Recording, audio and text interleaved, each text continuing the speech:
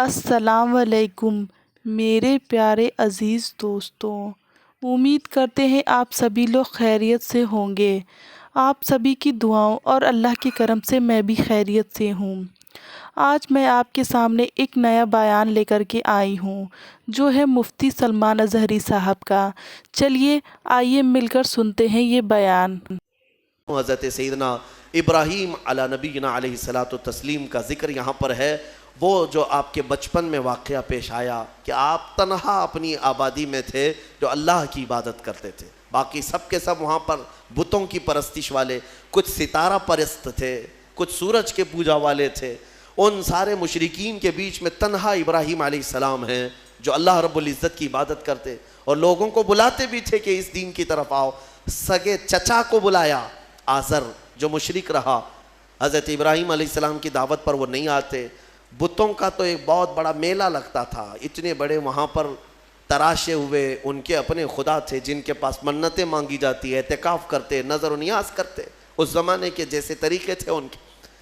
ایک مرتبہ ایسا ہوا کہ وہ لوگ پورے کے پورے گاؤں کے باہر میلے میں گئے تھے اور گاؤں میں کوئی نہیں تھا، ابراہیم علیہ السلام اکیلے آئے یہ جھوٹے خداؤں کے پاس، کلاڑی اپنے ہاتھ میں لے کر ایک ایک کو مارتے اور گراتے چلے گئے، سب کو توڑتے چلے گئے اور ان سے کہتے بھی تھے کہ میں مار رہا ہوں، بچا لو اپنے آپ کو۔ کون بچاتا؟ وہ اپنے جسم سے مکھی نہیں ہٹا سکتے۔ پھر اس کے بعد سارے لوگوں کو زمین بوس کر کے بڑے بت کے گلے میں کلاڑی لٹکا دیا، جو سب سے بڑا تھا اس کے گلے میں کلاڑی لٹکایا اور واپس چلے آئے۔ شام کو جب لوگ آئے گاؤں والے، اپنے خداؤں کا یہ حشر دیکھا تو آگ بگولا ہو گئے۔ یہ سب ایسی درگت کس نے بنائی ان کی؟ قرآن میں اللہ تعالیٰ فرماتا ہے قالوا من فعل هذا بآلهتنا، سب کہنے لگے کہ کس نے کیا ہمارے خداؤں کے ساتھ ایسے؟ پھر سب آپس میں بات کرنے لگے، قالوا سمعنا فتى يذكرهم يقال له ابراہیم، ہم نے سنا ہے کہ ایک نوجوان رہتا ہے جس کا نام ابراہیم ہے، اسی نے کیا ہوگا، وہ اکیلا نہیں آیا تھا ہمارے ساتھ۔ تو لوگوں نے کہا بلاؤ اس کو۔ بادشاہ وقت کے سامنے بلایا گیا اور پوچھا گیا اَأَنْتَ فَعَلْتَ هَذَا بِآلِهَتِنَا یا ابراہیم، اے ابراہیم ہمارے خداؤں کے ساتھ تو نے ایسا کیا ہے؟ یہ سب ایسی درگت ان کی تو نے بنائی، سب ٹکڑے ٹکڑے نیچے گرے ہوئے ہیں۔ قَالَ بَلْ فَعَلَهُ كَبِيرُهُمْ، ابراہیم علیہ السلام نے کہا نہیں، ان کے بڑے نے کیا ہے، ان کے ساتھ ان کے بڑے نے کیا ہے۔ بڑا بہت موجود تھا نا، بڑا جس کی کلاڑی گلے میں لٹک رہی تھی، تو لوگ حیرت میں رہ گئے کہ ایک بڑے نے چھوٹوں کو سب کو کیسے مار دیا۔ ابراہیم علیہ السلام نے ذو معنی بات کی تھی، یعنی جس کو دو معنی والی بات کہا جاتا ہے۔ وہ تو جاہل سمجھ رہے تھے کہ ابراہیم نے کہا ہمارے بڑے خدا نے سب ایسا کیا، جبکہ ابراہیم علیہ السلام کی نیت یہ تھی کہ ان کا بڑا تو میں ہی ہوں، ان کا بڑا میں ہی ہوں، ان کے بڑے نے کیا ہے، آپ سچ ہی بول رہے تھے۔ لوگوں نے کہا ان کا بڑا ایسا کیسے کر سکتا ہے، ایسے کیسے کر سکتا ہے؟ تو آپ نے کہا باقی تو سب مرے ہیں، ایک تو کھڑا ہے، اس سے پوچھو کس نے کیا، ایک تو ابھی باقی ہے نا، اسی سے پوچھو باقی سب کے ساتھ ایسے کس نے کیا۔ تو سب غصے میں لال پیلے ہو گئے، کہا کہ تم ہمارے خداؤں کے بارے میں ایسی ایسی باتیں کرتے ہو۔ تو ابراہیم علیہ السلام نے کیا جملہ کہا کہ اُفٍّ لَكُمْ وَلِمَا تَعْبُدُونَ مِن دُونِ اللَّهِ أَفَلَا تَعْقِلُونَ، لعنت ہے تم لوگوں پر، اللہ کے سوا دوسروں کی عبادت کرتے ہو، ایسوں کی جو نہ اپنے آپ کو بچا پا رہے ہیں، نہ کسی کو نفع دے سکتے ہیں، نہ نقصان دے سکتے ہیں، ایسوں کی عبادت کرتے ہو۔ اب ظاہر سی بات ہے حق بات کڑوی ہوتی ہے، کڑوی لگتی ہے، ہوتی نہیں ہے، لگتی ہے کچھ لوگوں کو جن کو قبول نہ کرنا ہو۔ اور غصے میں ان لوگوں نے ابراہیم علیہ السلام کے خلاف ایک محاذ چھیڑ دیا، حکم ہوا کہ ایک آگ لگائی جائے اور انہیں جلایا جائے۔ یہ سن نہیں پاتے ہیں، حالانکہ جو حقیقت ہے وہ بتاؤ تو لال پیلے ہو جائیں گے، غصے میں آ جائیں گے۔ یہ برسوں سے چلا آ رہا ہے، برسوں سے ایسا ہے۔ ابراہیم علیہ السلام کو آگ میں ڈالنے کے لیے انہوں نے جو آگ لگائی، تفسیر میں اس کے لیے فرمایا گیا 1 مہینے تک جلاتے رہے، 1 مہینے تک سارے لوگ لکڑیاں جمع کیے، جنگل کاٹ کاٹ کر کے انہوں نے لکڑیوں کا اوٹ لگا دیا۔ آگ جب بھڑکائی گئی، اندازہ تو کیجئے، ایک ابراہیم علیہ السلام کو ڈالنا تھا، تو اتنی آگ کی کیا ضرورت ہے؟ اتنی آگ کی کیا ضرورت ہے؟ یہ مشرکین کی فطرت ہے کہ انتقام جب لینے کی بات آتی ہے تو یہ بھڑک جاتے ہیں اور بہت ہی زیادہ بڑے پیمانے پر نقصان پہنچانے کے پلان بناتے ہیں. پہلی چیز سے بھی عادت رہی ہے. اتنی بڑی آگ لگائی، یہاں تک کہ اوپر سے اگر کوئی پرندہ بھی جاتا تو جل جاتا، اس آگ کی گرمی اتنی تھی. اور سب سے پہلے ان لوگوں نے منجنیق بنائی. منجنیق جس میں پتھر رکھ کر کے جو توپ ہوتا ہے نا، توپ جس طرح اڑاتے ہیں، وہ ابراہیم علیہ السلام کے لیے بنائی گئی سب سے پہلے. کیونکہ قریب میں جا کر کے ڈالے گا کون آگ میں؟ جو قریب جاتا وہ بھی جل جاتا. کافی دور 1 میل تک اس کی گرمی آ رہی تھی. منجنیق میں ابراہیم علیہ السلام کو رکھ کر کے اڑایا گیا تاکہ آگ میں وہ اچھل کر کے جائیں. قریب تک تو کوئی جا نہیں سکتا تھا. انہوں نے منجنیق میں رکھ کر کے ابراہیم علیہ السلام کو اڑایا.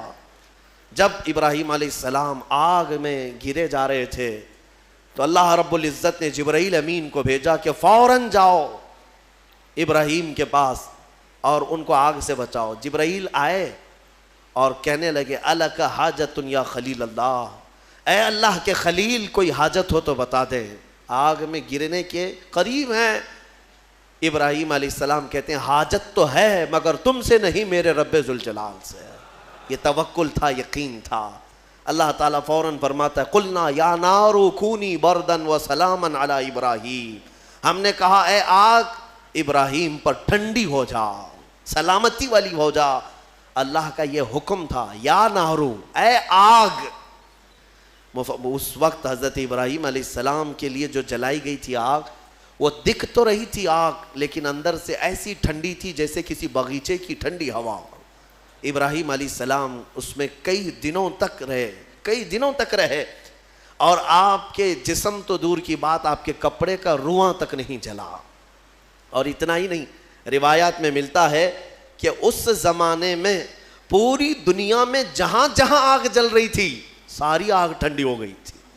کیونکہ اللہ نے فرمایا یا نارو، اے آگ ٹھنڈی ہو جا. تو ہر آگ نے یہ محسوس کیا کہ یہ حکم میرے لیے تو نہیں ہے.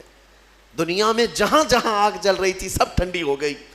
ابراہیم علیہ السلام کے لیے ٹھنڈی کی گئی تھی ایک آگ، لیکن دنیا کی ہر آگ ٹھنڈی ہوئی ہے. اسی لیے ہمارا یہ عقیدہ ہے کہ اللہ تبارک و تعالی جب اپنے محبوب بندوں کی محبت میں رحمتیں اتارتا ہے یا ان کے آس پاس سے عذاب اٹھاتا ہے تو جو قریب میں ہوتا ہے سب کو بھی وہ برکت میسر آ جاتی ہے، وہ برکت مل جاتی ہے. ابراہیم علیہ السلام کئی دنوں تک وہاں رہے اور اس کے بعد آگ بجھائی گئی. اور جب آگ کو ٹھنڈا کیا گیا تو ابراہیم علیہ السلام اپنے کپڑے جھاڑتے ہوئے کئی دنوں کے بعد آگ سے باہر آ رہے ہیں. میرے عزیزو، وہاں کیسے رہے آپ؟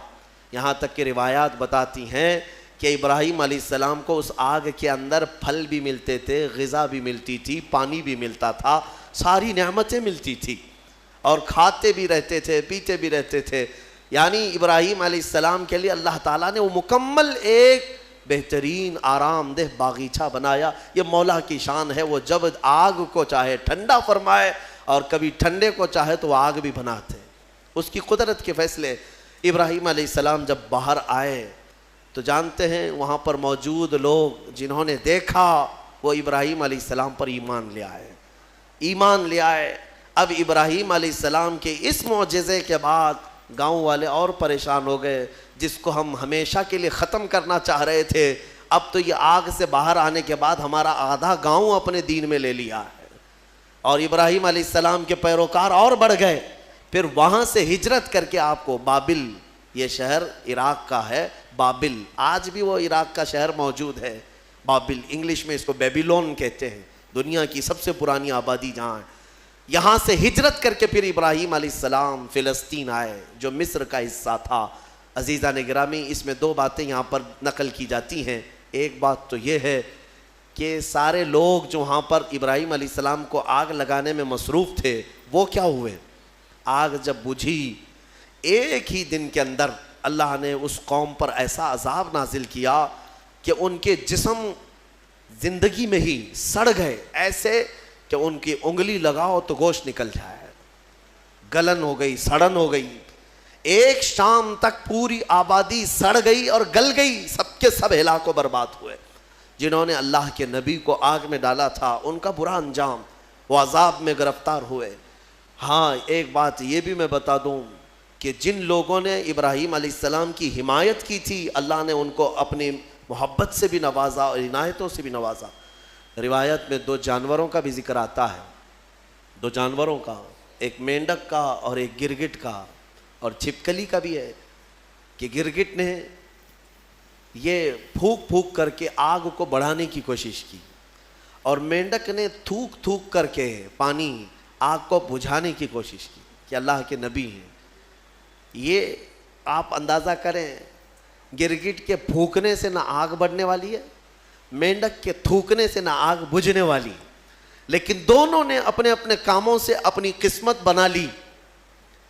گرگٹ کی ہمیشہ یہ قسمت بن گئی کہ میرے آقا صلی اللہ علیہ وسلم نے فرمایا یہ گستاخ نبی ہے، جہاں اسے پاؤ مار ڈالو، اور ایک مار میں مارو تو زیادہ ثواب ہے، ثواب ہے اس کو۔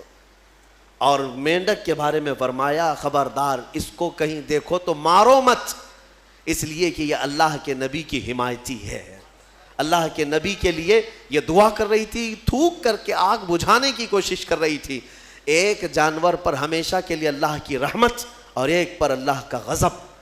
اس سے اندازہ ہوتا ہے کبھی کبھار کاموں سے کچھ ہوتا نہیں ہے، بگڑتا کچھ نہیں ہے، لیکن انسان اپنی تاریخ بدل جاتا ہے۔ آج میں یہی کہنا چاہوں گا، کسی ظالم نے اگر میرے نبی کی شان میں بھونکا ہے یا قرآن پر انگلی اٹھایا ہے تو قرآن کا بھی کچھ نہیں ہونا اور رسول کی عزت کا بھی کچھ نہیں ہونا، لیکن ان ظالموں نے اپنی قسمت بنا لی، ہمیشہ کے لیے مردود اور ملعون ہو گئے۔ اور تمہارے لیے میں کہتا ہوں، 2 جملے اگر تم نے حضور کی شان میں بیان کر دیے، قرآن کی شان میں بیان کر دیے، تو یہ بھی میں بتا دوں، نہ رسول کی شان تمہارے بولنے سے بڑھنے والی، نہ قرآن کی شان بڑھنے والی، ان کی شان تو خود میرے مولا نے بڑھا رکھی ہے۔ ہاں لیکن اتنا ہوگا کہ ان تمہارے 2 جملوں سے تم بھی قیامت تک اپنی قسمت بنا لے جاؤ گے۔ ہاں تم پر لوگ آئیں گے، رحمتوں کے پھول برسائیں گے۔ ہاں ایک زمانے میں کوئی آیا تھا، جب کوئی گالی دے رہا تھا میرے مصطفیٰ کو کہ پیٹھ پیچھے کا علم نہیں، لیکن ایک عاشق تھا جو کہہ رہا تھا اور کوئی غیب کیا تم سے نہا ہو بھلا، جب نہ خدا ہی چھپا تم پہ کروڑوں درود۔ دیکھیں یاد ہے 100 سال گزر گئے بریلی کے امام کو دنیا سے گئے ہوئے، لیکن آج بھی جب مجمع میں اس اعلیٰ حضرت کا ذکر آتا ہے تو ایسا لگتا ہے کہ مجمع میں ایک جان سی پڑ گئی ہے، روح آ گئی ہے۔ کیوں؟ اس لیے کہ اپنے زمانے میں قلم ہی تو اٹھایا تھا، قلم ہی اٹھایا اور اپنے گھر پر بیٹھ کر کے دفاع کیا رسول پاک کی عزت کا۔ اسی لیے میں کہتا ہوں یہ مت سمجھنا کہ تمہارے کہنے سے کیا ہونے والا ہے، تمہارے بولنے سے کیا ہونے والا ہے۔ ارے میں تو ایک چھوٹا آدمی، حضور کی شان میں بول کر کے کیا کر لوں گا، باقی بڑے بڑے نکارے بج رہے ہیں۔ ایسا نہیں ہے میرے عزیزو، مینڈک نے صرف 2 بوند تھوکے تھے، لیکن صدیاں گزر گئی، آج بھی اس پر اللہ کی رحمت ہے۔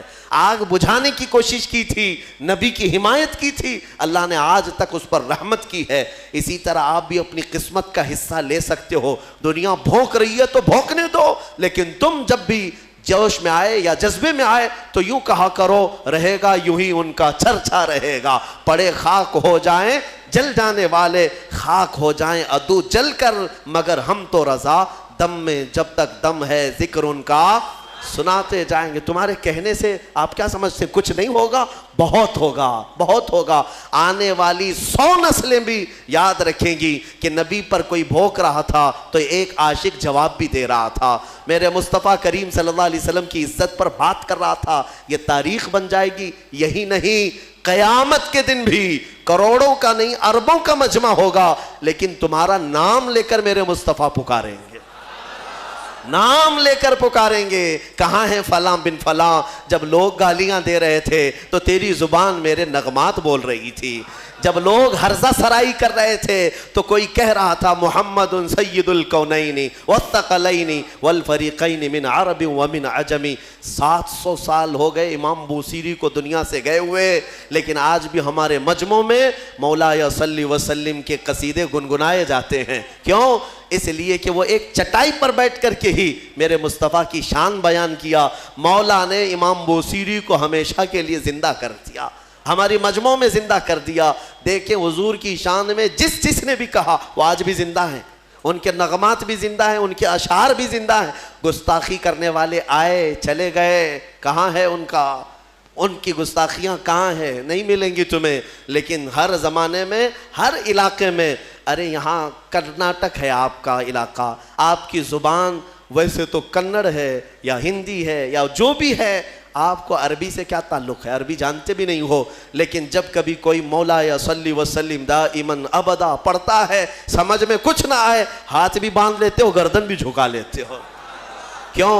کیوں کرتے ہو؟ اس لیے کہ یہ عشق کی بولی ہے، عشق کی بولی ہے۔ اور ایک عاشق نے کہا تھا، تنم فرسودہ جہاں پارا سے ہجراں یا رسول اللہ، دلم پجمردہ آوارا سے عصیاں یا رسول اللہ۔ فارسی کلام ہے، علامہ عبدالرحمن جامی کا لکھا ہوا ہے، لیکن جب ہم اردو والوں میں بھی پڑھتے ہیں تو گردنیں جھومنے لگ جاتی ہیں۔ کیوں؟ عشق کی بولی ہے، عشق کی بولی ہے۔ اور یہاں پر عشق کی بولی کے لیے نہ نسل دیکھی جاتی ہے، نہ رنگ دیکھا جاتا ہے کہ بولنے والا کون سی ذات کا ہے۔ حتیٰ کہ میں آپ کو یہ بتاؤں کہ بارڈر بھی نہیں دیکھے جاتے، ہندوستان کا ہے کہ پاکستان کا ہے، یہ بھی نہیں دیکھا جاتا۔ عشق کی بولی اگر بارڈر کے باہر سے آتی ہے تب بھی سویکار کیا جاتا ہے کہ نبی کی تعریف کر رہا ہے۔ محمد کی محبت دین حق کی شرط اول ہے، اسی میں ہو اگر خامی تو سب کچھ نامکمل ہے۔ وہاں سے اقبال پکار رہا ہے، دوسری زمین سے اقبال پکار رہا ہے کہ محمد سے وفا تو نے تو ہم تیرے ہیں، یہ جہاں چیز ہے کیا لوح و قلم تیرے ہیں۔ ہم نے اشعار دیکھے، زبان دیکھی، پھر یہ نہیں پوچھا کس خاندان سے ہے، کس ملک کا ہے، کس زمین پہ رہتا ہے، کس کا شاگرد ہے۔ ہم نے کچھ نہیں دیکھا، بلکہ اشعار میں مٹھاس تھی تو نغمات کو زبان پہ بھی چڑھا لیا اور سینے پہ بھی بسا لیا۔ میرے عزیزو اتنا ہی نہیں، دوسرے ملک میں جاؤ، افریقہ کی سرزمین ہے، مصر کی سرزمین ہے، مصر میں عربی لوگ ہیں، لیکن ہم نے باضابطہ دیکھا ہے مجلس ختم ہوتی تھی جمعہ کے دن، وہاں پر کئی علماء ہوتے، مجلس ختم ہونے کے بعد بڑے بڑے علماء، جامعہ ازہر کے بھی علماء ہوتے، اور کھڑے ہو کر کہتے تم ہندوستانی ہو؟ کہتے ہاں۔ کہو پھر وہ پڑھو مصطفیٰ جان رحمت پہ لاکھوں سلام۔ ان کو کیا سمجھ آتی تھی؟ کیا سمجھ ہے؟ ہم نے پوچھا بھی تھا، سمجھتے ہیں آپ؟ کہتے نہیں سمجھ تو نہیں آتی، لیکن اس میں مٹھاس ہی کچھ اور لگتی ہے۔ یہ عشق کی بولیاں ہیں میرے عزیزو۔ جو نبی کی حمایت میں بولا، میرا مولا ہر زبان والے تک اس کی بات کو پہنچاتا ہے۔ جیسا کہ ہم نے بیان میں سنا، مفتی صاحب فرماتے ہیں کہ ابراہیم علیہ السلام کے دور میں کس طریقے سے ان کی قوم نے ان پہ تشدد کیا۔ جب ان کی قوم انہیں آگ میں ڈال رہی تھی تب ان کا بھروسہ اتنا مضبوط تھا اللہ پر کہ انہیں بھروسہ تھا کہ اللہ کے نبی کو کوئی کچھ نہیں کر سکتا بنا اللہ کی مرضی کے۔ اسی لیے میرے عزیز دوستوں، اس بیان سے ہم کو یہ سیکھ ملتی ہے کہ ہماری زندگی میں چاہے کتنی بھی پریشانی مشکلات آ جائیں، ہمیں اللہ پہ بھروسہ رکھنا چاہیے۔ اگر آپ کا بھروسہ جتنا زیادہ اللہ پہ مضبوط ہے، اللہ کی مدد آپ تک ضرور پہنچے گی۔ اللہ تعالیٰ ہمیشہ اپنے بندوں کا امتحان لیتے ہیں تاکہ وہ دیکھ سکیں کہ ان کا بندہ کتنا صبر اور شکر کرتا ہے۔ اسی لیے میرے عزیز دوستوں، اگر آپ کی زندگی میں کوئی بھی پریشانی آتی ہے تو آپ اللہ پہ بھروسہ رکھیں، اللہ کی مدد ضرور آپ تک آئے گی۔ اللہ کی ذات بے نیاز ہے۔ آپ اللہ سے کچھ بھی مانگیں، اللہ اپنے بندوں کو رحم کرنے والا ہے، اپنے بندوں کو عطا کرنے والا ہے۔ عزیز دوستوں، آپ کو اپنے اللہ پر اور ان کے رسول پر پورا بھروسہ رکھنا چاہیے۔ آپ کو کوئی کچھ بھی کہے، لیکن آپ کو اللہ اور رسول کی تعریفیں بیان کرتے رہنا چاہیے۔ جیسا کہ ہم نے مفتی صاحب کے بیان میں سنا کہ ابراہیم علیہ السلام کو ان کی قوم نے کس طرح ان کو جلایا، لیکن ابراہیم علیہ السلام کا کچھ نہ ہو سکا، لیکن ان کی قوم کس طرح بری طرح سڑ گل کے ختم ہو گئی۔ اسلام کو اور اللہ کو اور ان کے رسول کو کوئی کچھ بھی کہے، لیکن اللہ اور ان کے رسول پر کوئی فرق نہیں پڑتا، لیکن جو غلط کہنے والا ہے وہ اپنی دنیا اور آخرت دونوں ہی تباہ کر دیتا ہے۔ دوستو، اگر آپ کو یہ ویڈیو اچھی لگی ہوگی تو لائک، شیئر اینڈ سبسکرائب ضرور کریے گا۔ ویڈیو کو صدقہ جاریہ سمجھ کر زیادہ سے زیادہ مسلمانوں تک شیئر کریں۔ چلیے اللہ حافظ، ملیں گے آپ سے اگلی ویڈیو میں۔